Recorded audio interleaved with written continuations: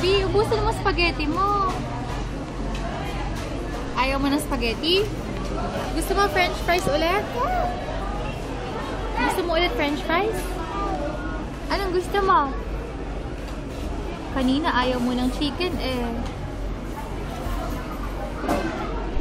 Sabi mo muna. Oo nga. Gusto niya yung pagkain ng Kuya Michael.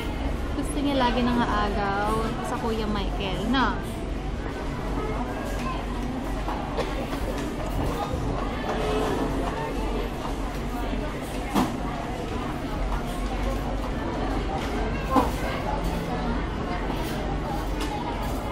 Ubus mo din ang pagkain mo, anak. Ubus mo din ang sa iyo. O, lagay mo na yun dito sa iyong pinggan. Lagay mo na sa pinggan mo.